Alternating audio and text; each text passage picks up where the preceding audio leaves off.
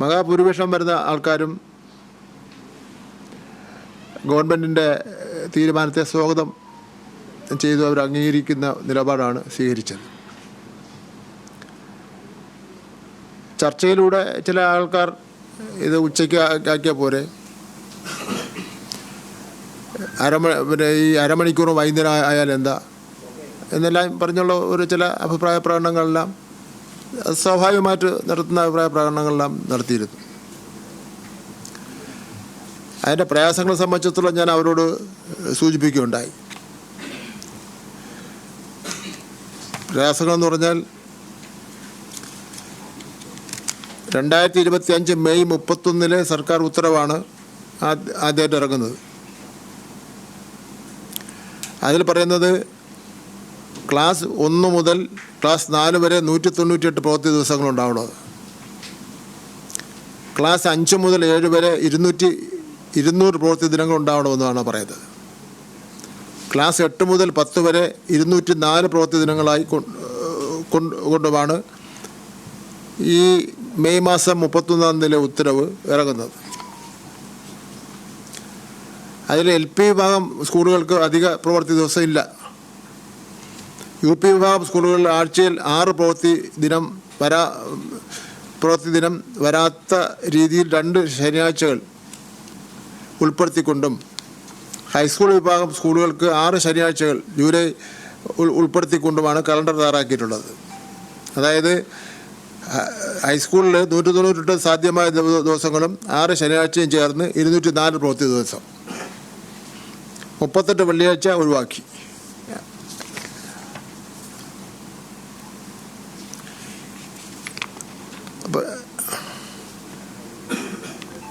അപ്പോൾ ഇതെല്ലാം വെച്ചുകൊണ്ടാണ്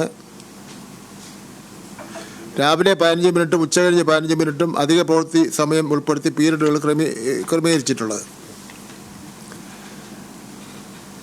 അതായത് 10 മണിക്ക് തുടങ്ങുന്ന ക്ലാസ് 9:45 തുടങ്ങണം. അടുത്ത ഒരു പീരീഡിലേക്ക് 10:30 ആകുമ്പോൾ ഒരു പീരീഡ് കഴിയും. അപ്പോൾ 45 മിനിറ്റ് ആവും. ഒരു കുട്ടിക്ക് 10 മിനിറ്റായിരിക്കും. പിന്നെ 10 മിനിറ്റ് രാവിലെ ഇൻ്റർവെല് കിട്ടും, 5 മിനിറ്റ് ഉച്ചയ്ക്ക് ശേഷം അവന് ഇൻ്റർവെല് കിട്ടും.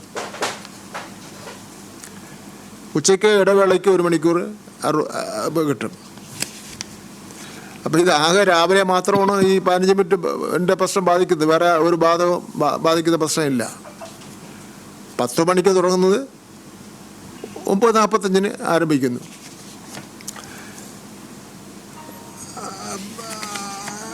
ഇത് കൂടാതെ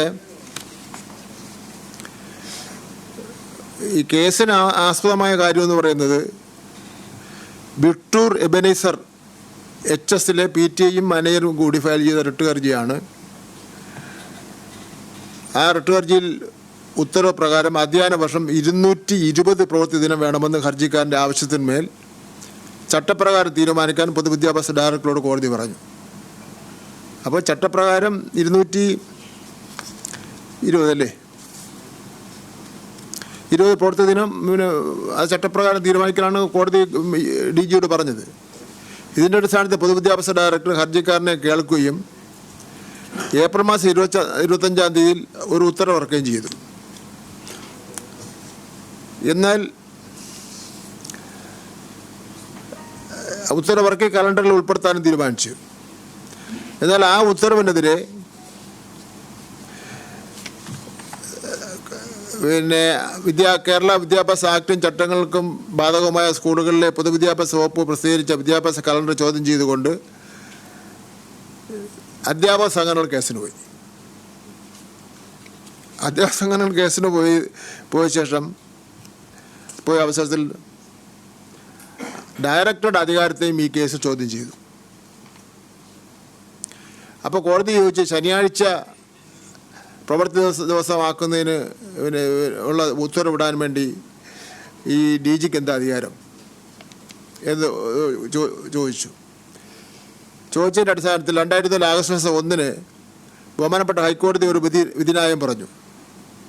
ആ വിധിന്യായം എന്ന് പറയുന്നത് 2009 വിദ്യാഭ്യാസ ആക്ടിലെ വ്യവസ്ഥകൾക്ക് വിധേയമായും ബന്ധപ്പെട്ടവരെ കേട്ടും ഇക്കാര്യത്തിൽ വിദഗ്ധരായവരുടെ അഭിപ്രായങ്ങൾ കേട്ട ശേഷം മാത്രമേ കേട്ട് ഇപ്പോൾ ഉള്ള തീരുമാനം പുനഃപരിശോധിക്കാൻ ഒരു വിധിയുണ്ടായി. ഇതിൻ്റെ അടിസ്ഥാനത്തിൽ 2024 മെയ് മാസം 25 ഈ പൊതുവിദ്യാഭ്യാസ ഡയറക്ടറുടെ തീരുമാനവും 25 ശനിയാഴ്ചകൾ പ്രവൃത്തിദിനങ്ങളാക്കിയ വിദ്യാഭ്യാസ കലണ്ടറും നിയമപരമായി നിലനിൽക്കില്ല എന്ന് പറഞ്ഞുള്ള ഉത്തരവ് കോടതി ഇറക്കുന്നതിന് വേണ്ടി തയ്യാറായി. അതിൻ്റെ അടിസ്ഥാനത്തിലാണ് 2024 ആഗസ്റ്റ് മാസം 1 ബഹുമാനപ്പെട്ട കോടതി നിർദ്ദേശം അനുസരിച്ച് ഒരു ഉന്നതതല കമ്മിറ്റിയെ ഇത് പഠിക്കുന്നതിന് വേണ്ടി നിയോഗിച്ചത്. 5 അംഗങ്ങളെ ഉൾപ്പെടുത്തിക്കൊണ്ടുള്ള ഒരു സമിതിയെ രൂപീകരിച്ചിരുന്നു. ആ സമിതി നൽകിയിട്ടുള്ള നിർദ്ദേശം കോടതിക്ക് തുല്യമാണ്. കോടതി പറഞ്ഞ അനുസരിച്ചാണല്ലോ. അത് പ്രകാരമാണ് ഇപ്പോൾ കാണുന്ന 15 മിനിറ്റ് രാവിലെയും വൈകുന്നേരം 15 മിനിറ്റും കൂടുതൽ എടുക്കുന്നതിന് വേണ്ടി പുനഃക്രമീകരിക്കുന്നതിന് വേണ്ടി തീരുമാനിച്ചത്. ഇതിൽ നിയമങ്ങളും ചട്ടങ്ങളും നോക്കിയാൽ കേരള വിദ്യാഭ്യാസ ചട്ടങ്ങളിലെ അധ്യായം 7 ചട്ടം 3 പ്രകാരം ഓരോ സ്കൂൾ വർഷത്തിലും സാധാരണഗതിയിൽ ചുരുങ്ങിയത് പരീക്ഷാ ദിവസങ്ങൾ കൂടാതെ 220 സാധ്യമായ ദിവസങ്ങൾ ഉണ്ടായിരിക്കണമെന്നും എന്നാൽ പ്രത്യേകം ചൂണ്ടിക്കാണിക്കുന്നുണ്ട്.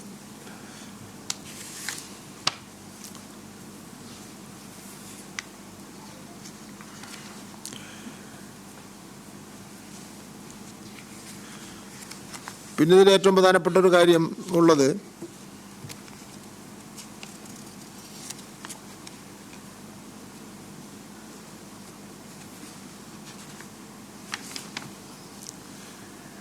ഗുജറാത്തിൽ ഇത് 243 പ്രവൃത്തി ദിവസമാണുള്ളത്. ഗുജറാത്തിൽ. ഉത്തർപ്രദേശിൽ 233 പ്രവൃത്തി ദിവസമാണുള്ളത്. കർണാടകത്തിൽ 244 പ്രവൃത്തി ദിവസമാണുള്ളത്. ആന്ധ്രാപ്രദേശിൽ 233 പ്രവൃത്തി ദിവസമാണുള്ളത്. ഡൽഹിയിൽ 220 എന്നീ പ്രകാരമാണ് പ്രവൃത്തി ദിവസങ്ങളുള്ളത്. അപ്പോൾ ഈ സാഹചര്യങ്ങളൊക്കെ തന്നെ ഞാനിവിടെ എക്സ്പ്ലെയിൻ ചെയ്തതിനേക്കാൾ കുറച്ച് കൂടുതൽ കാര്യങ്ങളൊക്കെ തന്നെ ഈ പങ്കെടുത്ത സംഘടനകളെ ബോധ്യപ്പെടുത്തുകയും അവരുടെ അഭിപ്രായങ്ങൾ കേൾക്കുകയും ചെയ്തു. അതിൻ്റെ അടിസ്ഥാനത്തിൽ ഇപ്പോൾ എടുത്ത തീരുമാനങ്ങളുമായി മുന്നോട്ട് പോകാനാണ് ഗവൺമെൻറ് തീരുമാനിച്ചിട്ടുള്ളത്. വേണ്ടി വന്നാൽ അടുത്ത അക്കാഡമിക് ഇയറിൽ പരാതികൾ ആർക്കെങ്കിലും ഉണ്ടെങ്കിൽ നൽകിയാൽ ആ സമയത്ത് അപ്പോൾ നമുക്ക് അന്നത്തെ സാഹചര്യം വെച്ച് നമുക്ക് പരിശോധിക്കാം. പരിശോധിക്കുമെന്ന് പറയുമ്പോൾ കോടതി വിധിയുണ്ട്, നിയമങ്ങളുടെ ഭേദഗതിയുണ്ട്. അത്തരം കാര്യങ്ങളെല്ലാം കൂടെ അടുത്ത വർഷം പരിശോധിക്കുന്നതിൽ ഗവൺമെൻറ്റിന് ഒരു വ്യത്യസ്തമായ അഭിപ്രായമില്ല. പക്ഷേ ഇപ്പോൾ എടുത്ത തീരുമാനവുമായി ഗവൺമെൻറ് മുന്നോട്ട് പോകാൻ തന്നെയാണ് തീരുമാനിച്ചിട്ടുള്ളത്. ഇപ്പോൾ എടുത്ത തീരുമാനം എന്താ? 15 രാവിലെയും 15 വൈകുന്നേരം അവരെ പറഞ്ഞ് മനസ്സിലാക്കിച്ചു. അല്ല, നമുക്ക് ഒരു ജനാധിപത്യ സംവിധാനമാണല്ലോ. നമ്മൾ ഒരിക്കലും ആരോടും ചർച്ച ചെയ്യില്ലെന്നോ അങ്ങനെയൊന്നും പറയാനൊന്നും പറ്റില്ലല്ലോ.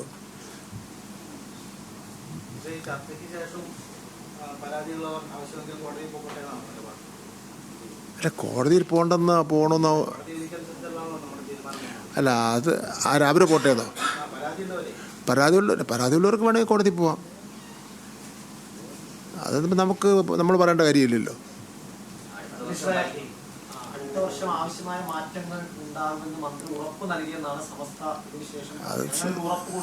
ഇല്ല, അങ്ങനെയൊന്നും ഉറപ്പ് കൊടുത്തിട്ടില്ല.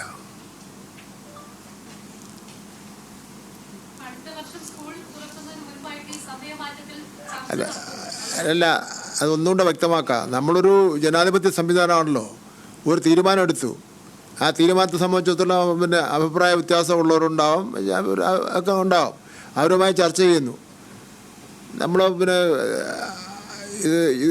ഒരു കാലഘട്ടത്തിലും ലോകം അവസാനിക്കുന്നവരെ ഈ വിഷയത്തിൽ ചർച്ച ചെയ്യില്ല എന്നൊരു നിലപാടെടുക്കാൻ പറ്റില്ലല്ലോ. അടുത്ത അക്കാഡമിക് ഇയറിൽ ഇതൊരു വിദ്യാഭ്യാസ രംഗത്തെ പ്രശ്നമാണ്. അടുത്ത അക്കാഡമിക് ഇയറിൽ ഈ പ്രശ്നമല്ല, ഇനി വേറെ ഏതെങ്കിലും പ്രശ്നം ചർച്ച ചെയ്യാൻ കൊണ്ടുവന്നു കഴിഞ്ഞാലും വിദ്യാഭ്യാസ രംഗത്തെ പ്രശ്നമാണെങ്കിൽ ചർച്ച ചെയ്യും.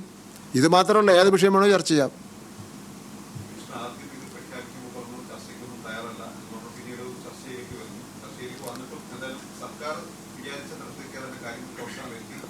അതെ, അതുകൊണ്ട് അങ്ങനെ തന്നെയല്ലോ ആദ്യമേ പറഞ്ഞല്ലോ. ഗവൺമെൻറ് നിലപാടെല്ലാം നന്നായി പറഞ്ഞവരെ മനസ്സിലാക്കിച്ചു.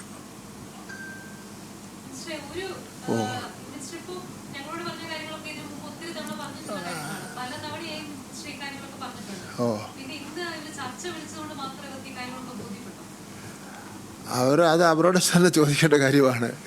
അവർക്ക് ഇത്രയും ദിവസം ബോധ്യപ്പെടാത്തതുകൊണ്ടാണല്ലോ അവർ ചർച്ചയ്ക്ക് വരികയും ഞാൻ പറയുന്ന കാര്യങ്ങൾ ശ്രദ്ധാപൂർവം കേട്ടിരുന്നത്.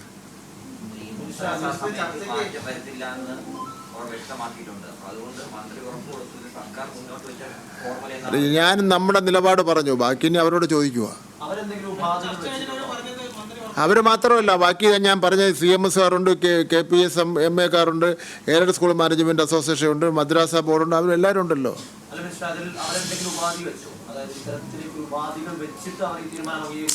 അങ്ങനെ ഒരു ഉപാധിയൊന്നും വച്ചിട്ടില്ല. അങ്ങനെ വച്ചിട്ടുണ്ടെങ്കിൽ തന്നെ അത് ഇവിടെ പറയാൻ പറ്റുന്ന ഉപാധികളായിരിക്കില്ല.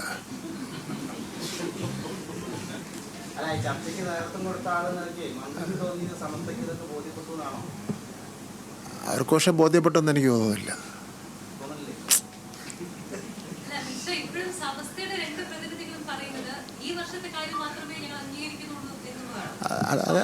ഈ വർഷം അവർ അതൊക്കെ നമ്മുടെ അഭിപ്രായങ്ങൾ ഓരോരുത്തരും ഓരോ വാക്കിനും ഓരോ സെൻറ്റൻസിനും നമ്മൾ എന്തിനാണ് അവരുടെ അഭിപ്രായം പറയുന്നത്?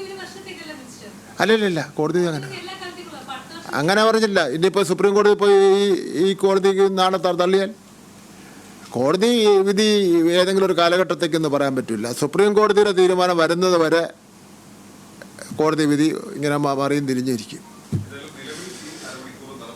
ഇപ്പം നിലവിൽ ഗവൺമെൻറ് എടുത്ത തീരുമാനങ്ങളുമായി മുന്നോട്ട് പോവുകയാണ്. ഞാൻ പറയേണ്ടത് അങ്ങ് പറഞ്ഞ് ക്ലിയറാക്കി.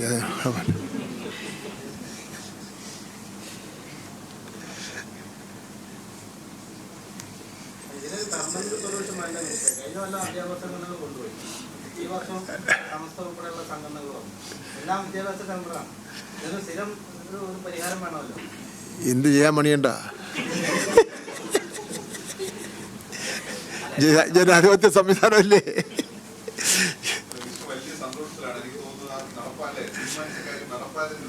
ഇല്ല, അത് രാവിലെ മുതൽ തുടങ്ങിയാണല്ലോ. നമ്മൾ ചിരിയും കളിയുമായിട്ട് രാവിലെ മുതൽ തുടങ്ങിയാണല്ലോ. അല്ലേ, ഇതിലിപ്പോൾ അങ്ങനെ അവരെ ഉത്കണ്ഠപ്പെടേണ്ട കാര്യങ്ങളൊന്നുമില്ല.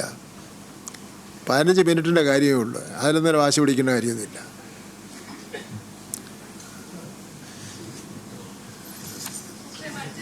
ഓ,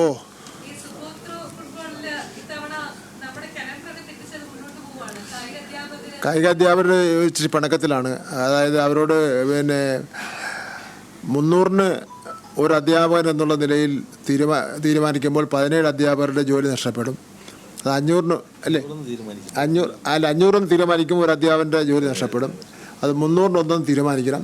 അത് തീരുമാനിക്കാൻ ഞാൻ ഉറപ്പ് കൊടുത്ത്, പക്ഷേ ആ സമയത്ത് ഒന്നും അത് നടന്നിട്ടില്ല. എന്തായാലും 2-3 ദിവസത്തിനകം അത് നടക്കുകയും അവർ തന്നെ വിളിച്ച് സംസാരിക്കുകയും ചെയ്തു. നിങ്ങൾ ടൂർണമെൻറ്റ് നടത്തണമെങ്കിൽ നിങ്ങൾ നടത്താതെ നമ്മൾ വേറെ പകരം ബദൽ സംവിധാനം ഉണ്ടാക്കിയ ശേഷം നിങ്ങൾക്കുണ്ടാകുന്ന ബുദ്ധിമുട്ട് പിന്നെ പറഞ്ഞുകൊണ്ട് വന്നിട്ട് കാര്യമില്ല. അതുകൊണ്ട് നിങ്ങൾ ടൂർണമെൻറ്റ് നടത്തുക, നമുക്ക് ഈ പ്രശ്നം പരിഹാരം കാണാമെന്ന് പറഞ്ഞിട്ടുണ്ട്. അവർ കുറച്ച് വിഷമത്തിലാണ്.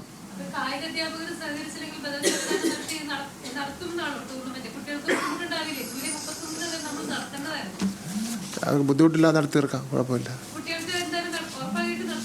ഉറപ്പല്ലേ?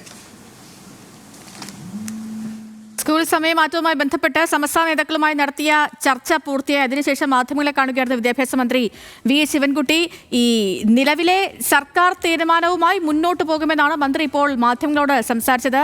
ഈ കാര്യങ്ങളെല്ലാം കോടതി നിർദ്ദേശപ്രകാരമാണ് സമയത്തിലൊരു പുനഃക്രമീകരണം നടത്തിയത്. ഈ കാര്യങ്ങളെല്ലാം നേതാക്കളെ പറഞ്ഞ് ബോധ്യപ്പെടുത്തിയിട്ടുണ്ട്. നിലവിലെ തീരുമാനവുമായി എന്താണെങ്കിലും ഇപ്പോൾ മുന്നോട്ട് പോകാൻ തന്നെയാണ് വിദ്യാഭ്യാസ വകുപ്പിന്റെ തീരുമാനം. അടുത്ത അധ്യയന വർഷം പരാതികൾ ഉണ്ടെങ്കിൽ പരിഹരിക്കാം, പരാതി ഉള്ളവർക്ക് വേണമെങ്കിൽ കോടതിയെ സമീപിക്കാം, അടുത്ത വർഷം തീരുമാനത്തിൽ മാറ്റം വരുത്താമെന്ന് ഉറപ്പ് നൽകിയിട്ടില്ല എന്ന് വിദ്യാഭ്യാസ മന്ത്രി പറയുകയാണ്. കുറച്ചു മുൻപ് സമസ്ത നേതാക്കൾ മാധ്യമങ്ങളെ കണ്ട് സംസാരിച്ചപ്പോൾ ഈ വർഷത്തെ കാര്യങ്ങൾ ഇങ്ങനെ തന്നെ പോകട്ടെ, ഞങ്ങൾ കുറച്ച് പിന്നാക്കം പോകുന്നു, അടുത്ത വർഷം ഞങ്ങളുടെ ആവശ്യങ്ങൾ അനുഭാവപൂർവ്വം പരിഗണിക്കാമെന്ന് സർക്കാർ ഉറപ്പ് നൽകിയതായി അവർ മാധ്യമങ്ങളോട് പ്രതികരിച്ചിരുന്നു. പക്ഷേ അങ്ങനെ ഒരു ഉറപ്പും നൽകിയിട്ടില്ല എന്നാണ് വിദ്യാഭ്യാസ മന്ത്രി മാധ്യമങ്ങളോട് പ്രതികരിച്ചത്.